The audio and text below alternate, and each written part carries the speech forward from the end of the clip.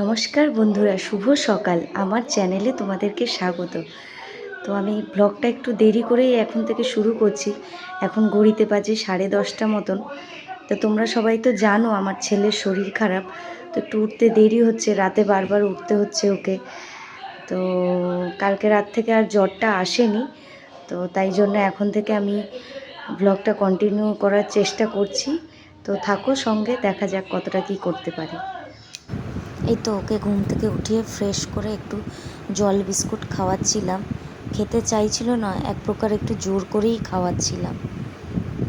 আর এইদিকে জামা কাপড় সব গরম জলে সার্ফ দিয়ে ভিজিয়ে দিয়েছি, তারপরে মেশিনে দেব। আর এই যে আমি ওটস খাবো, ওটস, টক দই, চিয়া সিডস আর কলা। খেজুরটা শেষ হয়ে গেছে, তো একটু কিশমিশও দিয়েছি, দিয়ে এটা আমি ব্রেকফাস্ট করব। আর এদিকে ভাত, আলু সেদ্ধ, উচ্ছে সেদ্ধ বসিয়ে দিয়েছি। আর এদিকে বাবুর দুধটাও গরম হয়ে গেছে, এখন যদিও দুধ ওকে খাওয়াচ্ছি না, গরম করে রাখছি। এই তো ভাতটা হয়ে এসেছে। আর কড়াইতে একটু সর্ষের তেল দিয়ে, একটু তেজপাতা দিয়ে কেটে রাখা পেঁয়াজ দিয়ে দেবো। আজকে একদমই সামান্য হালকা পাতলা পটল আলুর ঝোল করব। দুটো চিংড়ি মাছও দিয়ে দেবো, আছে অল্প কটা।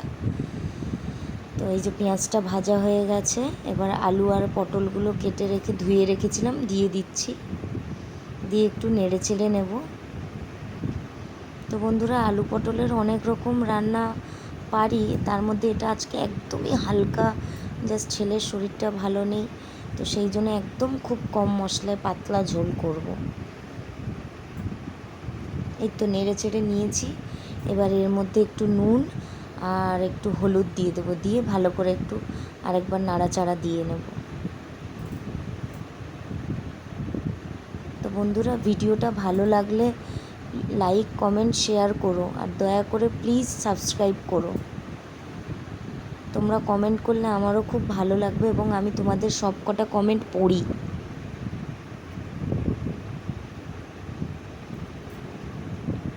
তো দেখো, এই নুন হলুদটা দিয়ে ভালো করে নেড়ে চেড়ে নিচ্ছি, নিয়ে দিয়ে দেবো ঢাকা। ঢাকা চাপা দিয়ে একটু অল্প আঁচে এটা হতে থাকবে সেদ্ধ।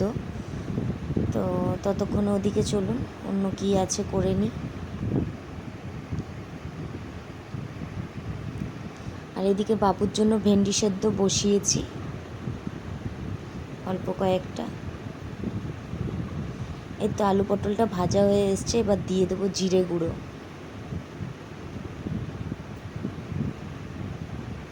খুব অল্পই একটু জিরের গুঁড়ো দেব। আর এদিকে এই যে অল্প কয়েকটা চিংড়ি মাছ নুন হলুদ দিয়ে সেদ্ধ বসিয়েছি।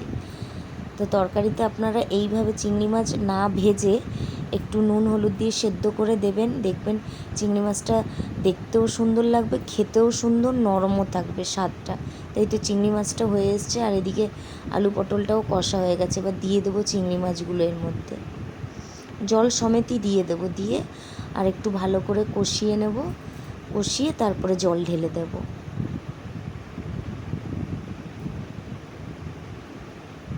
দেখেছেন চিংড়ি মাছগুলোর কালার কত সুন্দর হয়েছে দেখতে।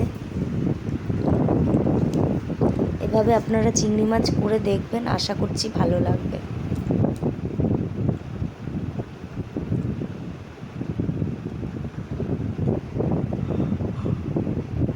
এই তো কষানো হয়ে গেছে, এবার জলটা দিয়ে দিচ্ছি। জল দিয়ে কিছুক্ষণ ফুটিয়ে নেব।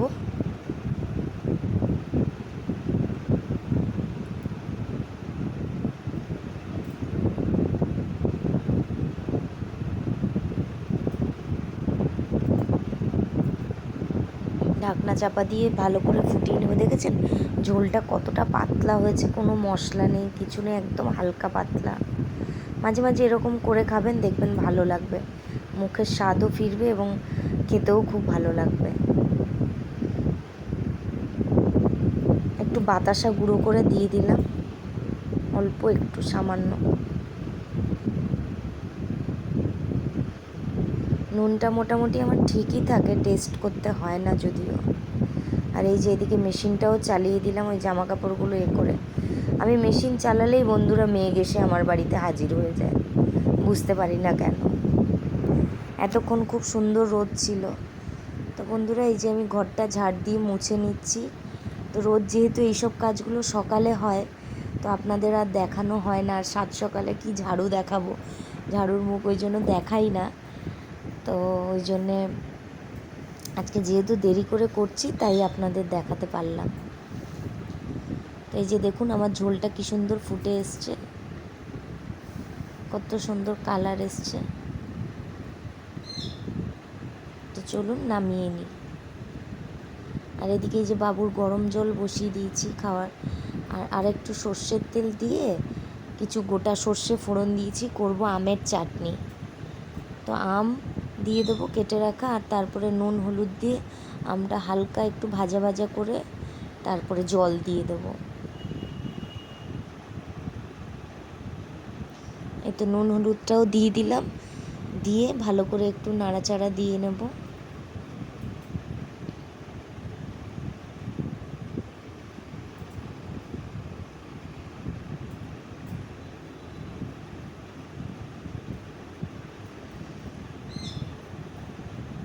এই যে বন্ধুরা এদিকে পার্সেল এসছে, পার্সেলটা আমি রিসিভ করে নিলাম। এই যে আমটা ভাজা হয়ে গেছে, এবার দিয়ে দেব জল।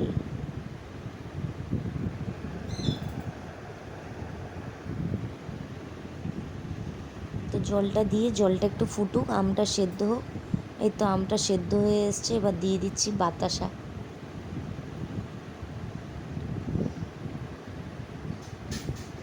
বাতাসা দিলে চাটনিটা অনেকটা দেখতেও সুন্দর হয়, খেতেও সুন্দর হয়। এই যে চাটনিটা হয়ে এসছে। তো আজকে এই তো ভুটুর থালি, উচ্ছে আলু সেদ্ধ, পাতলা ঝোল আর চাটনি। ভেন্ডি সেদ্ধটা আমি দিতে ভুলে গেছিলাম, তো পরে দিয়েছি। তো চলুন ওকে খাইয়ে দিই। এই যে জামা কাপড়গুলো নিয়ে চলে এসেছি, এবার জামা কাপড়গুলো মিলে দেব। এই তো জামা কাপড় সব মিলে দিয়েছি। দেখুন আকাশে মেঘ রয়েছে, তাও দিয়ে গেলাম। এই দেখুন চারিদিকে হালকা হালকা কালো মেঘ আছে। চান করে এসে তারপরে দেখব। এই দেখুন স্নান করে বেরোতে বেরোতে এদিকে বৃষ্টি এসে গেছে, জামা কাপড় আবার নিয়ে নিচে দিয়ে দিয়েছি।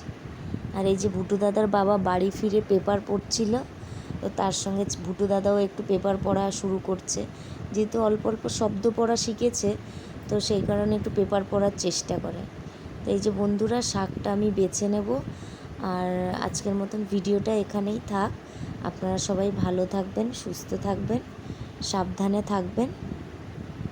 আর শুভরাত্রি সবাইকে।